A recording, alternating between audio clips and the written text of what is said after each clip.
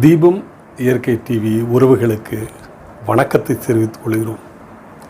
இந்த வீடியோவில் கோயம்புத்தூரில் இருக்கிற தன்னார்வ தொண்டு நிறுவனங்களை இணைத்து ஒரு சங்கமாக ஃபார்ம் பண்ணியிருக்காங்க. அதில் தலைவர் தேவ கோவிந்தராஜ். ஸ்ரீதர் என்னுடைய நண்பர். ஈசாவில் நாங்கள் எல்லாம் தன்னார்வ தொண்டு நிறையா செஞ்சுருக்கோம். அவர் தான் இவரை அறிமுகப்படுத்தி வச்சார். இது மாதிரி வர 23ஆம் தேதி ஆண்டு விழா பண்ணுறோம். தீபம் இயற்கை டிவி சார்பாக நீங்கள் அவசியம் எங்களுக்கு ஒளிபரப்பணும் அப்படின்னு கேட்டாங்க.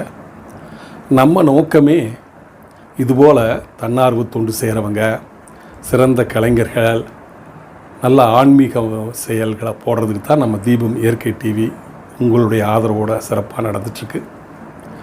அவங்களே தீபம் இயற்கை டிவி தான் இந்த விருது வழங்கும் விழாவில் ஆத்தரைஸ்டு யூடியூப் சேனல் அப்படின்னு அழைப்பதிலேயே பேர் போட்டாங்க. தன்னார்வலர்களுக்கு விருது வழங்கும் விழா பாகம் 3 பார்ப்போமா? தலைமை உரை. அதற்கு முன்னதாக நமது டாக்டர் பாலகுருசாமி ஐயாவை பற்றிய சிறு குறிப்பு கோவிந்தராஜ் அண்ணாவை வழங்க சொல்கிறோம். பாலகுருசாமி அண்ணா ஏற்கனவே நமது வரவேற்புரையில் குறிப்பிட்டது போல கொங்கு மண்ணிலே பிறந்து தனது 17வது வயதிலே ஆசிரியராக பதவியேற்றவர். 17வது வயசில் ஆசிரியருங்க. 17வது வயசில் மாணவராக இருப்பது பெரியது. 17வது வயதிலேயே பூசாக்க பொறியியல் கல்லூரியிலே டிப்ளமோ படித்தவுடனேயே ஆசிரியராக பொறுப்பேற்ற மிகப்பெரிய மனிதர். அதிலிருந்து பல்வேறு இடங்களிலே நமது கோவையின் பெருமையை நிலைநாட்டி 30 வருஷத்துக்கு முன்னால் கம்ப்யூட்டர்னால் நமக்கு என்னன்னே தெரியாது இல்லைங்களா? ஆனால் இன்றைக்கி படிச்சிருக்கிற எல்லா இளைஞர்களுக்கும் தெரியும். C+ன்னு ஒரு புத்தகம் படித்திருப்பீங்க. அதனுடைய ஆசிரியர் ஐயா தான். அதே போல்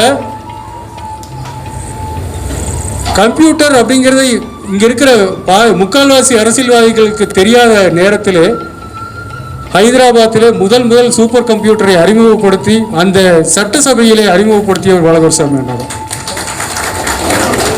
NT ராமாராவின் சிறப்பு ஆலோசகராக இருந்து பல்வேறு முதல்வர்களுக்கு சிறப்பு ஆலோசகராக இருந்து இன்றைக்கு உயர்கல்வியிலே UPSC படித்த நிறைய கலெக்டர்களுக்கும் அவர்தான் வழிகாட்டி. UPSC குழுவிலும் இருந்தவர்.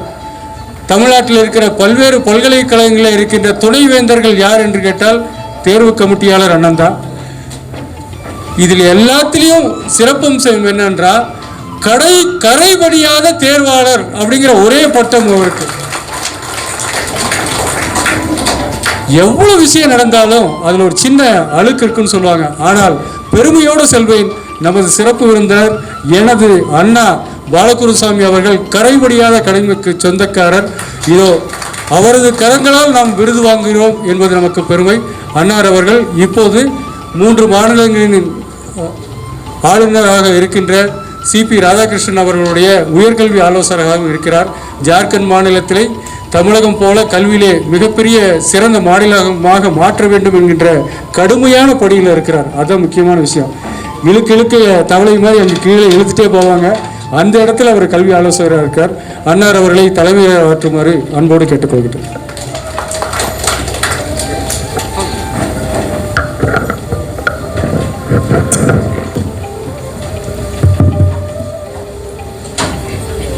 எல்லோருக்கும் என்னுடைய மாலை வணக்கங்கள். இந்த ஒரு சிறப்பான விழாவிற்கு வந்ததற்கு எனக்கு மிக்க மகிழ்ச்சி. ஒரு சாதாரண விழா கிடையாது. 50க்கும் மேற்பட்ட ஒரு தொண்டு நிறுவனங்களுடைய சேர்ந்த ஒரு கூட்டு அமைப்பினுடைய விழா. அதனுடைய ஆண்டு விழாவுக்கு வந்ததுக்கு மிகவும் எனக்கு மகிழ்ச்சியாக இருக்கிறது. அதுக்கு கோவிந்தராஜ் அவர்களுக்கு என்னுடைய நன்றியும் வாழ்த்துக்களும் தெரிவித்துக் கொள்கிறேன். NGO தொண்டார்வ நிறுவனம் NGOs அப்படிங்கிறது ஒரு கான்செப்ட் உலகத்தில் ரொம்ப மிக முக்கியமான ஒரு கான்செப்ட். நீங்கள் எல்லோரும் செய்கிற சேவை என்னென்னா, கவர்மெண்ட் பண்ண முடியாத ஒரு சேவை, ப்ரைவேட்டாக உள்ள ஆர்கனைசேஷனில் பண்ண முடியாத சேவையை NGOக்கள் பண்ணுறாங்க. NGOக்களுடைய கான்செப்டே கவர்மெண்ட் எங்கெல்லாம் பண்ண முடியாதோ நிறைய ப்ரைவேட் ஆர்கனைசேஷன் பெரிய கம்பெனிலாம் இருக்காங்க. டாட்டாஸ், பிர்லாஸ் நிறைய பேர் இருக்காங்க. அந்த மாதிரி ஈவன் கோயம்புத்தூரில் பெரிய இண்டஸ்ட்ரியில் இருக்காங்க. அவங்கெல்லாம் மேக்சிமம் சுயநலவாதிகள். இந்த கம்பெனிக்காரங்க மேக்சிமம் சுயநலவாதி. ஒரு கம்பெனி ஆரம்பித்து இன்னொரு கம்பெனி எப்படி ஆரம்பிக்க, இன்னொரு கம்பெனி இருந்தால் பார்ப்பாங்க வழியாக மக்களுக்கு எப்படி சேவை பண்ணுறங்கிறத பெரும்பாலான பார்க்கணும். There are exceptions always. பெரும்பாலாலும் பார்க்குறது கிடையாது. நான் 40 வருஷத்துக்கு முன்னாலே கோயம்புத்தூருக்கு முன்னாடி சொல்லுவேன், இந்த கோயம்புத்தூரில் இருக்கிற இண்டஸ்ட்ரீஸ் எல்லாமே பெரும்பாலான சுயநலவாதிகளாக இருக்குது. அதனால சாக்கடை பார்த்தீங்கன்னா முன்னால் ஓடிட்டு இருக்கோம், காரை கூட்டி அப்படி போயிட்டே இருப்பாங்க. சாக்கடையாகவே இருக்கும். 40 வருஷமாக சிறந்த சாக்கடை கோயம்புத்தூர் இருக்கு. கோயம்புத்தூர் பெரிய இண்டஸ்ட்ரி சிட்டி. 50 வருஷத்துக்கு முன்னாலேயே, ஒரு 100 வருஷத்துக்கு முன்னால் இந்தியாவிலேயே பெரிய பெரிய கார் உள்ள ஒரே ஒரு நகரம் கோயம்புத்தூர் தான். பாம்பேயை விட டெல்லியை விட அந்த அளவுக்கு ஒரு சிறப்பான ஒரு நகரம். இன்னும் பார்த்தீங்கன்னா திறந்த வழி சாக்கடை இப்போ இருக்கு. இதனால 3 நாங்கள் இப்போ வந்து கவர்மெண்ட் திறந்து போட்டான். எல்லா சாக்கடையும் திறந்து கோயம்புத்தூர் பார்த்துக்கிட்டேன். அந்த மாதிரி நிறைய ப்ரைவேட் கம்பெனிகள் நிறைய இருக்காங்க. அவங்கெல்லாம் பண்ண முடியாத ஒரு காரியங்களையும் கவர்மெண்ட்னால பண்ண முடியாத காரியங்களும் செய்யறதுக்கு தான் இந்த என்ஜிஓக்கள்ங்கிறது. நான் கவர்மெண்ட் ஆர்கனைசேஷனுங்கிறது பேசிக்கலி அவங்க தான் சோசியல் சேஞ்சு. ஆக்சுவலி இப்போ ஒரு நாட்டில் பார்த்தீங்கன்னா முக்கியமான 2-3 ஒன்று எக்கனாமிக் டெவலப்மெண்ட்டு, இன்னொன்று சோசியல் டெவலப்மெண்ட். ரெண்டுமே அப்கோர்ஸ் அரசியல்வாதி சொல்லுவாங்க எக்கனாமிக் டெவலப்மெண்ட் நம்ம பெரிய நாடான்னு சொல்லிகிட்டே இருப்பாங்க. பட் அது உண்மை இல்லை. ஆக்சுவலி என்ன கேட்டால் உண்மை கிடையாது. இன்னும் நிறைய பண்ண வேண்டியிருக்கு. எக்கனாமிக் டெவலப்மெண்ட் அப்படிங்கிறது இந்தியா 5வது ஜிடிபின்னு சொன்னாங்க, எல்லாம் தெரியும், அடிக்கடி சொல்லுவாங்க. நம்ம கான்ட்ராக்டில் பரமே சொல்லிட்டு இருக்காரு, உலகமாக சொல்லிட்டு இருக்காங்க. பட் அது பெரிய காரியம் கிடையாது. ஏன்னா இந்தியா ஒரு பெரிய நாடு. அதெல்லாம் யாருமா அந்த கூப்பிட்டோம்னா நான் எங்கேயோ மேலே போயிடுறோம். அதெல்லாம் வித்தியாசம் வேற ஒன்றும் கிடையாது. பட் என்ன முக்கியம் அப்படின்னா சோசியல் டெவலப்மெண்ட். சொசைட்டியில் how people live happily, how people live peacefully, how people live healthily, இல்லையா? இதெல்லாம் முக்கியமான சொசைட்டி இல்லை. இப்போ அதுக்கெல்லாம் வேணும் அப்படின்னா ஜிடிபி போனால் மட்டும் பத்தாது. இப்போ இவ்வளோ ஜிடிபி இருந்தும் 30% இந்திய மக்கள் இன்னுமே பிலோ பாவர்ட்டி லைனில் இருக்காங்க. பிலோ பாவர்ட்டி லைன், பிபிஎல்ங்கிறது ஒரு மோசமான வார்த்தை. என்னை கேட்டால் பிபிஎல்ங்கிறது ஒரு மோசமான வார்த்தை. அதுக்குள்ள 30% 40 கோடி மக்கள் இன்னுமே அந்த லைனுக்கு கீழே தான் வேலை இருக்கலாம். அவர் நிறைய சோசியல் ப்ராப்ளம் இருக்குது. இப்போ இன்றைக்கி ரீசெண்டாக பார்த்தீங்கன்னா சந்துரு கமிட்டி ஒரு ரிப்போர்ட் போட்டுருக்காங்க தமிழ்நாடு. ஜஸ்டிஸ் சந்துரு கமிட்டி ஒரு அபத்தமான ரிப்போர்ட். என்ன கேட்டீங்கன்னா இதுக்கு முன்னால் ராஜன் கமிட்டி ஒரு கமிட்டி ரிப்போர்ட் நீட்டை பற்றி, அதே மாதிரி இது ஒரு அபத்தமான ஒரு கமிட்டி ரிப்போர்ட். நல்ல மனுஷன் சந்துருங்கிறது, நேர்மையான, honest, known for honesty, integrity, absolutely great justice.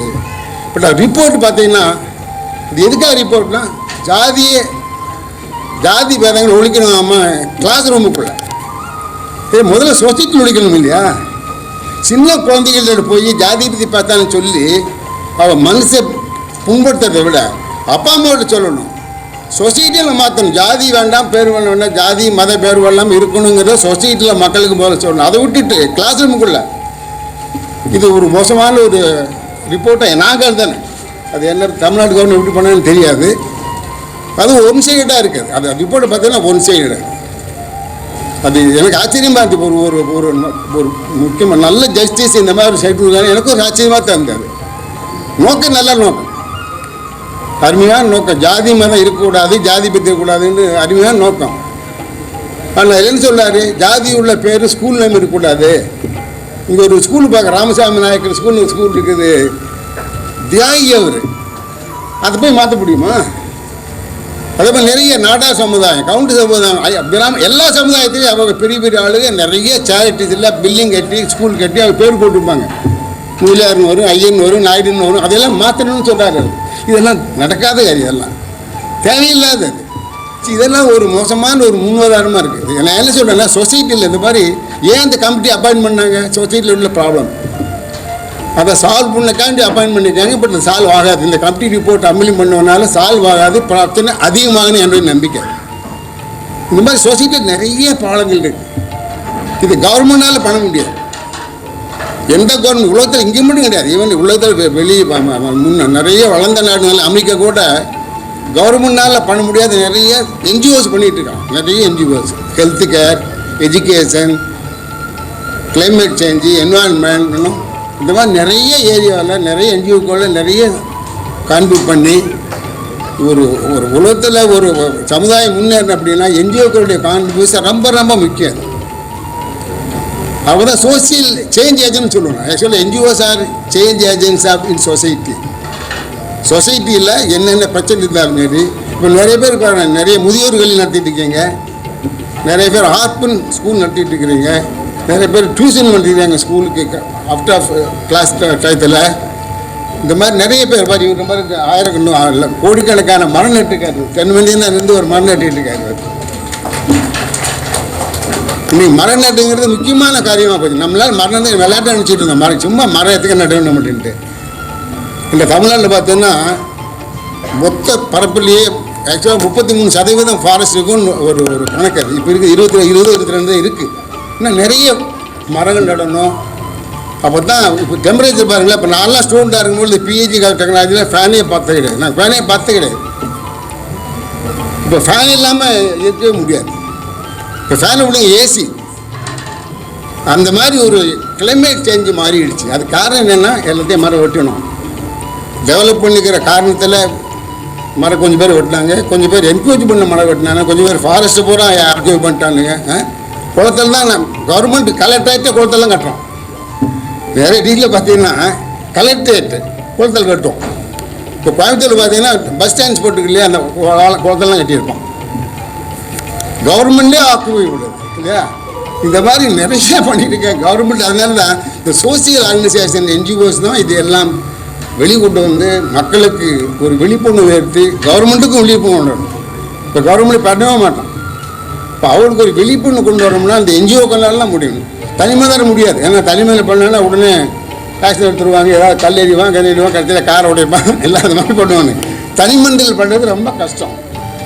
அதனால் ஒரு என்ஜிஓக்கள் மாதிரி ஒரு ஆர்கனைசேஷன் நிறைய ஆரம்பித்து நிறைய சோசியல் சேஞ்ச் பண்ண வேண்டியிருக்கு. இப்போ நான்லாம் படிக்கிற இடத்துல இருக்கிறத பார்த்தீங்கன்னா இப்போ ப்ராப்ளம் அதிகமாக இருக்குது சொசைட்டியில். இப்போ நான்லாம் படிக்கிற ஸ்கூலில் பார்த்தீங்கன்னா ஹிந்துஸ் படித்தாங்க, முஸ்லீம்ஸ் படித்தாங்க, கிறிஸ்டின்ஸ் படித்தாங்க, செட்டியார், நாடார், கவுண்டரு, நாயுடு எல்லோரும் எங்கள் ஸ்கூலில் படித்தாங்க. கவர்மெண்ட் ஸ்கூல் தான் அது. எனக்கு வாத்தியார் ஹிந்து வாத்தியார் இருந்தார், கிறிஸ்டின் வாத்தியார் இருந்தாங்க, முஸ்லீம் வாத்தியார் இருந்தாங்க, எல்லோரும் இருந்தாங்க. எனக்குடைய ரோல் மாடலே முஸ்லீம் வாத்தியார் தான். அந்த அளவுக்கு அவங்க ஒத்துமையாக அந்த மாதிரி இருந்த காலம் போயிட்டு இப்போ பார்த்தீங்கன்னா பிரச்சனை இல்லை. ஜாதி பிரச்சனை, மத பிரச்சனை. அது காரணம் என்னென்னா சொசைட்டியில் இந்த பொலிட்டிக்கல் இன்டர்வென்ஸ் தான். இதுக்குள்ள ஜாதி வித்தியாச காரணமாக பொலிட்டிஷியன் தான். அவங்க தான் சொல்கிறாங்க ஜாதி ஒழிக்கணும்னு சொல்கிறாங்க. அவங்க தான் ஜாதியை அதிகமாக க்ரியேட் பண்ணி ஜாதியை பாகுபாடு பண்ணி பிரித்து வச்சுக்கிறது காரணம் அவங்க தானே, ஓட்டுக்காக வேண்டியில்ல. ஸோ அதனால் இது எல்லாம் வீரி இப்போ ஜாதி மத பேரோட ஒழிக்கணும்னா கவர்மெண்ட் பண்ணவே மாட்டாங்க. பேருக்கு அனௌன்ஸ் பண்ண வழியே நம்மளாட்ட என்ஜிஓக்கள்லாம் சேர்ந்து தான் சமுதாயத்தில் ஒரு நல்ல மாற்றங்களை கொண்டு வரணும். இப்போ ஜாதி இருக்கக்கூடாது, ஜாதி வரக்கூடாது, இதில் ரிலீஜியஸ் பாவப்பட்டு கூடாது ரொம்ப நோக்கம். பட் அது இம்ப்ளிமெண்ட் பண்ணுறது ஜாக்கிரதையாக பண்ணணும். ஒரு சென்டிமெண்ட்டு. அதனால் சொசைட்டியில் முக்கியமான ஒரு சோசியல் சேஞ்ச் ஏஜென்சியாக இருக்கிறவங்க தான் நான் கவர்மெண்ட் ஆர்கனைசேஷன் என்ஜிஓஸு. அதனால் நீங்கள் எல்லோரும் மிக அருமையாக வேலை செய்து நிறைய சோசியல் சேஞ்ச் கொண்டு வந்துருக்குறீங்க. நிறைய பேர் கேட்டுட்டு இருக்காங்க. இந்த ஓல்டேஜ் ஹோம்லாம் பார்த்தீங்கன்னா கஷ்டமான வேலை. ஓல்டேஜ் ஹோம் நடத்துறதெல்லாம் ரொம்ப கஷ்டம். அதுவும் ஃப்ரீயாக அதெல்லாம் பார்த்துக்கிறது ரொம்ப ஆச்சரியமாக நான் கவர்மெண்ட் பண்ண வேண்டிய வேலை அதெல்லாம். இப்போ நீங்கள் எல்லோரும் பண்ண எல்லா காரியமே கவர்மெண்ட் பண்ணணும், ஆனால் பண்ண தவறி விட்டாங்க. இப்போ பார்த்தா மற்ற நாடுகள் இதுக்கெல்லாமே கவர்மெண்ட் நிறைய சோசியல் செக்யூரிட்டி அது மாதிரி கவர்மெண்ட் நிறைய இருக்குது. இப்போ இந்த இந்தியாவில் அந்த மாதிரி ஒன்றும் கிடையாது. ஒரு வேலைக்காரர் பாருங்க, எங்கள் வீட்டில் ஒரு வேலைக்காரர் மாதிரி நேற்று நைட்டு அவங்க பையன் ஆக்சிடென்ட் ஆகி தலை உடஞ்சி போச்சு. சுமதி ஒன்றும் கிடையாது. அது ஒரு செக்யூரிட்டி கிடையாது, ஒன்றும் கிடையாது. லட்சக்கணக்கான செலவு பண்ணணும். No government support, no social security, no insurance. Insurance இருந்தாலும் பண்ண தர மாட்டான். அதில் 50% லஞ்சத்தில் போயிடும். இந்த மாதிரி நிறைய பிரச்சனைகள் இந்த நாட்டில் இருக்கிறதுனால. ஸோ அதனால் சோசியல் அவேர்னஸ், சோசியல் சேஞ்சு அது கொண்டு வரதுக்கு முக்கியமான ஆர்கனைசேஷனே நான் கவர்மெண்ட் ஆர்கனைசேஷன் தான். இவர் காமராஜ் இருக்கார், ரொம்ப நாளாக பண்ணிட்டுருக்காரு, நிறைய பண்ணிட்டுருக்காரு காமராஜ். எங்கள் பக்கத்தில் எங்கள் வீட்டு பக்கத்தில் இருக்காரு. அவர் அக்ரிகல்ச்சர் ப்ரொஃபஸர் வந்து ரிட்டையர்ட் ஆகிட்டு ஏகப்பட்ட வேலை பண்ணிட்டுருக்காரு. அந்த மாதிரி நிறைய ரிட்டையர்டான புதுசில் வீட்டில் உட்காந்துட்டு சண்டை வாங்கிட்டு ஒய்ஃப் போட்டு சண்டை போட்டுக்குவான், மருமகளோட சண்டை போட்டுக்குவாங்க. அதெல்லாம் விட்டு போட்டு இந்த மாதிரி நல்ல ஒரு என்ஜிஓ ஆரம்பிக்கணும் இல்லை. அப்போ தான் உடலும் நிம்மதியாக இருக்கும், மனசும் நிம்மதியாக இருக்குது. அது ரிட்டையர்ட் ஆன நிறைய பேர்லாம் என்னதையாக முடிப்பாங்க. அந்த மாதிரி இந்த மாதிரி என்ஜிஓக்கள் அவெல்லாம் ஜாயின் பண்ணணும். அவ்வளோ சேர்ந்து வேலை பண்ணும்பொழுது அவங்க வயசானவங்க இளமையே இருப்பாங்க, அவங்க மனசும் நல்லாயிருக்கும், நிம்மதியாக. சேவைங்கிறது தான் முக்கியமானது. நான் அடிக்கடி சொல்லுவேன், ஸ்கூல்லையும் வாத்தியாரிலுமே குழந்தைகளுக்கு எப்படி சர்வீஸ் பண்ண சொல்லி தரணும். சம்திங் செல்ஃப்லெஸ் சர்வீஸ் பண்ணுங்கிறதா, அப்போ தான் ஹாப்பினஸ்ங்கிறது தானே வேணும். இப்போ நாட்டில் முக்கியமானது இந்தியாவில் ஒரே குளோபல் ஹாப்பினஸ் இண்டெக்ஸ்னு ஒன்று இருக்குது. எல்லா உலகத்தில் வருஷத்தும் பண்ணுவாங்க, எந்த நாட்டில் மக்கள் சந்தோஷமாக இருக்காங்கன்னு ஒரு இருக்குது. இந்தியா 141 லிஸ்டில். யதார்த்தமாகவும் ஆழ கருத்துடனும் பேசிய திரு பாலகுருசாமி ஐயா அவர்களின் பேச்சு அடுத்த பாகத்தில் தொடரும். அதற்குள் அவர் திருக்கரங்களால் விருதுகளை பெற்றுக்கொள்வோமா? இப்பொழுது விருது வழங்குவர் எனக்கு செல்லமான பிள்ளை. எவ்வளோ அடித்தாலும் தாங்குவாங்கன்னு ஒரு சில பேரை சொல்லுவாங்க இல்லையா, அந்த மாதிரி ஒரு பொண்ணு. கோவை மாவட்ட பெண் மாற்றுத்திறனாளி சங்கத்துடைய தலைவி. டேட் ஸ்பெஷல் ஸ்கூல் என்று doctor Abdul Kalam dream special school நடத்தி அதுக்கு ஸ்பெஷல் ஸ்கூல் நடத்துகின்ற ஒரு சகோதரி. போராட்டத்தில் பின்னால் நான் என்றால் முன்னால் ஓடிக்கொண்டிருக்கின்ற ஒரு சகோதரி. மாற்றுத்திறனாளிகளே பாராலிம்பிக்கிலே மிகப்பெரிய பட்டங்களை வாங்கி இப்போ தான் தாய்லாந்திலிருந்து நேற்று தான் இறக்குமதியாக இருக்கிறாங்க. அந்த சகோதரி ஜெயபிரபா அவர்களை சேவாரத்னா விருது வழங்கி பாராட்டுகிறேன்.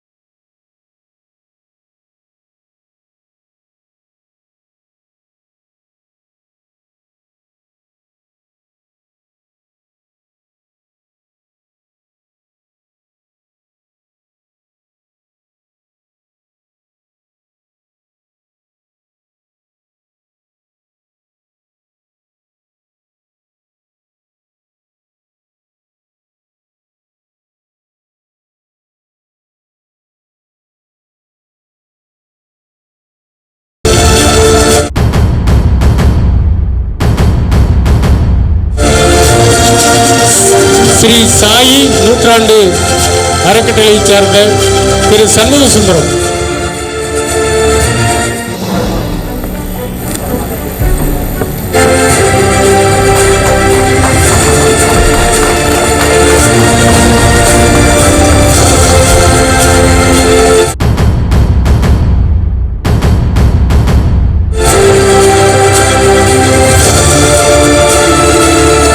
பசியில்லா பெரியநாயக்கன்பாளையத்தில் ஃபோன் பண்ணி சொன்னேன்னா, அண்ணா யாருக்குண்ணா செய்யணும், என்னென்ன செய்யணும் அப்படின்னு சொல்லி கேட்கின்ற நந்தினி ஃபவுண்டேஷன் சகோதரி நந்தினி அவர்களை, அவங்க ஒரு கல்லூரியில் பேராசிரியராக பணிபுரிகிறாங்க.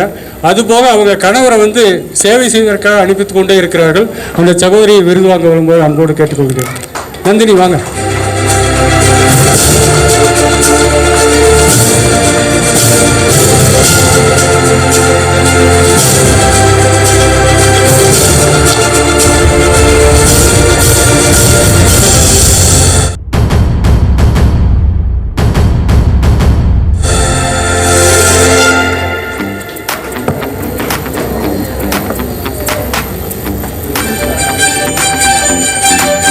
இந்த மனிதரை பற்றி உறக்கச் சொல்ல வேண்டும்.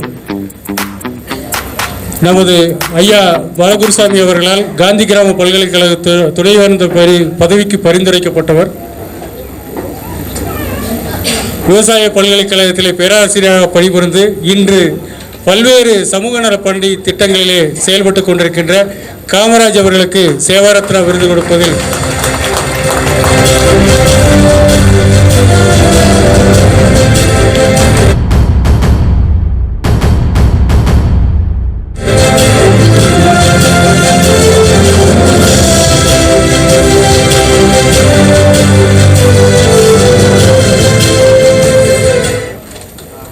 திரும்ப ஒரு தமிழ் வருகிறார்.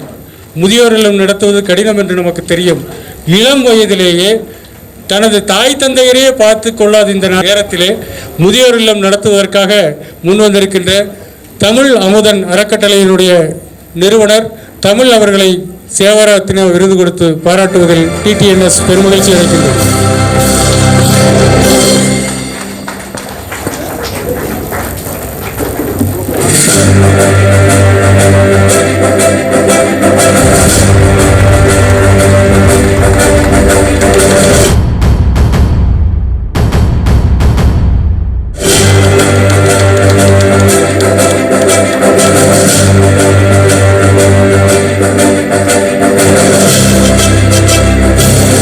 உயிர் கொடுத்தவர். தொடர்ந்து எங்களது இல்லங்களுக்கு உணவு வழங்கும் சேவையில் இருக்கின்ற MGF line doctor S Sundarababu அவர்களுக்கு சேவாரத்னா விருது கொடுப்பதில்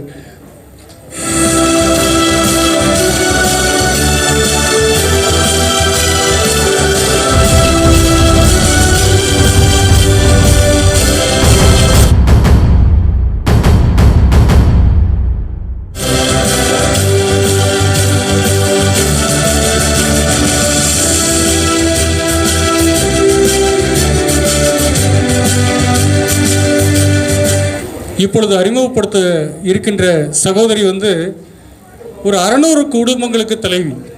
600 குடும்பங்களை தாயாக தந்தையாக இருந்து பார்த்து கொள்பவர். செல்வரும் பகுதியிலே 2 முறை கணவனும் மனைவியும் கவுன்சிலராக இருந்தாலும் இன்று தோற்று போனாலும் அந்த ஊருக்காக பணி செய்து கொண்டிருப்பவர். அந்த சகோதர சகோதரிகள் கோமதி காட்டுத்துறை அவர்களுக்கு நம்முடைய டிடிஎன்எஸ் சார்பில் சேவாரத்னா விருது கொடுப்பதில் பெருமகிழ்ச்சி அடைகின்றோம். அந்த 600 குடும்பங்களுமே அக்கா அப்படின்னா 12 மணிக்கு கூப்பிட்டாலும் உடனே பதில் சொல்லுவாங்க. அந்த மாதிரி ஒரு பெருந்தன்மையான இது. நம்மளுடைய டிடிஎன்எஸ் நடத்தின பொங்கல் விழாவிலே மிகப்பெரிய பங்காற்றினார்கள். அவர்களுக்கு சேவாரத்னா விருது கொடுப்பதில் பெருமகிழ்ச்சி அடைகின்றோம்.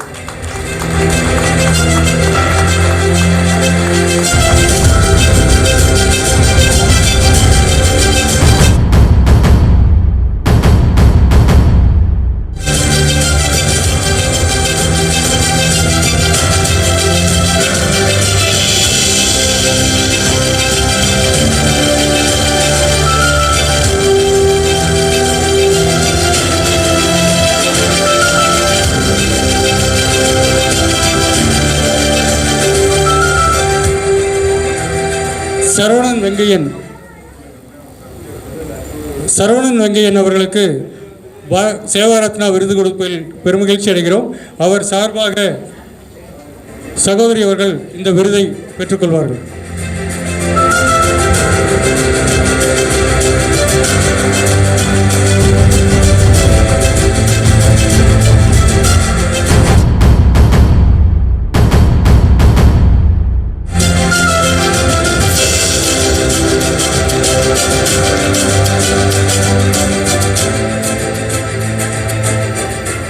இள வயசில் சேவாரத்னா விருது வாங்க போகிற ஒரு குழந்தையை நம்ம இப்போ பார்க்க போகிறோம். 8 வயசு தான். ஆனால் அவங்க அம்மாவை சேவை செய்ய உத்வேகம் அளிக்கின்ற ஒரு சகோதரி. வருக வருக என்ற பாட்டுக்கு நடனமாடிய சுதீக்ஷா ஹரிஹரன். அவங்க அம்மாவை பற்றி இங்கே சொல்லணும். 3 பெண் குழந்தைகளுக்கு ஒற்றை தாய். அந்த தாயையும் இந்த மேடைக்கு வருமாறு அன்போடு அழைக்கின்றேன். அவர்களுக்கு சேவாரத்னா விருது கொடுப்பதில் டிடிஎன்எஸ் சங்கம் பெரும் மகிழ்ச்சி அடைகிறது.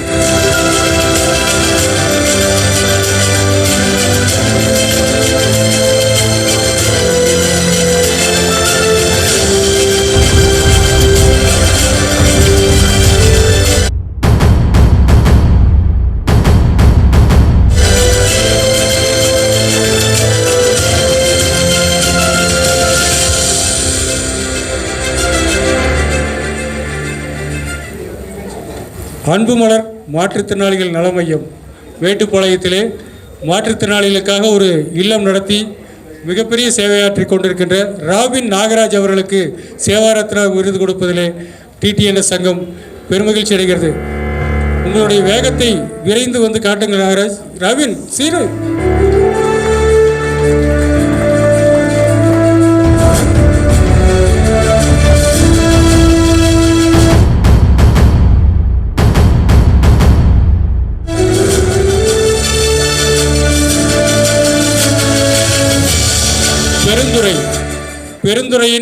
பசியில்லா பெருந்துறையை உருவாக்கி கொண்டிருக்கின்ற அருமை சகோதரர் கோசாலை நடத்தி கொண்டிருக்கிறார். 1000 மாடுகளுக்கு மேல் நாட்டு மாடுகளை வைத்து பராமரித்துக் கொண்டிருக்கின்ற எனது அருமை தம்பி VSK தமிழ்ச்செல்வம் அவர்களுக்கு சேவாரத்னா விருது கொடுப்பதில்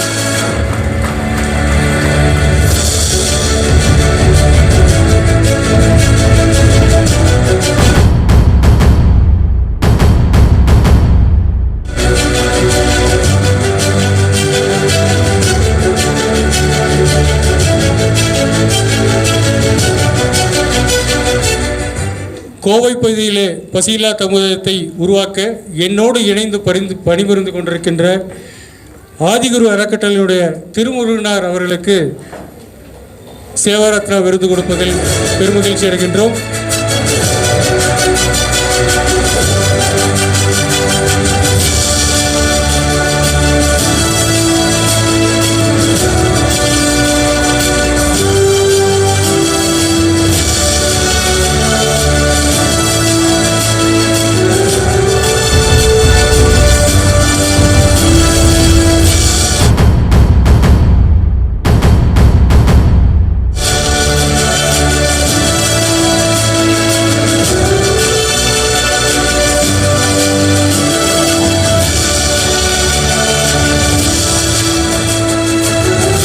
அடுத்த விருது பெறுபவர் ஐயாவுக்கு ரொம்ப பிடித்தமான வேலை செய்து கொண்டிருக்கிறார்.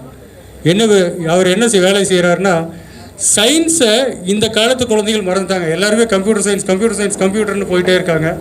உண்மையான அறிவியலை மாணவர்களுக்கு கொண்டு சேர்க்க வேண்டும் என்கின்ற நோக்கத்தோடு ஒரு அறக்கட்டளை நடத்தி நிறைய சகோதரிகளுக்கு சயின்ஸ் அவேர்னஸ் செய்து கொண்டிருக்கின்ற சிந்தசிஸ் அறக்கட்டளையுடைய நிறுவனர் சுதந்திரகுமார் அவர்களுக்கு சேவாரத்னா விருது கொடுப்பதில் பெருமகிழ்ச்சி அடைகிறோம். உங்களது வேகம்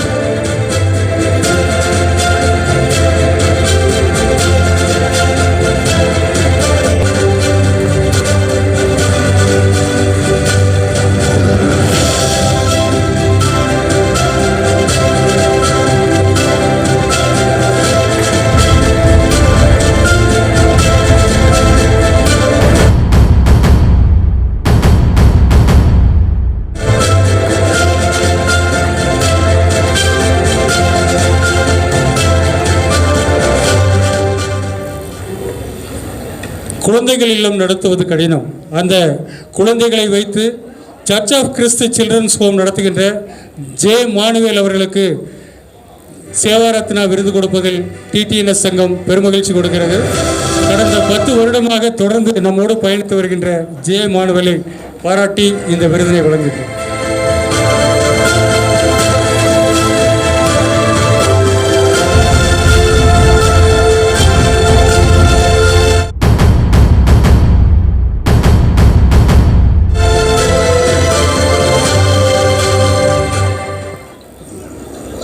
நீலகிரி மாவட்டத்திலே மலைவாழ் மக்களுக்காக இளம் வயதிலேயே மிகப்பெரிய சேவைகளை செய்து கொண்டிருக்கின்ற ஷாலினி முரளிதரன் வீசல் அறக்கட்டளை அவர்களுக்கு சேவாரத்னா விருது கொடுப்பதில் பெருமகிழ்ச்சி அடைகிறோம்.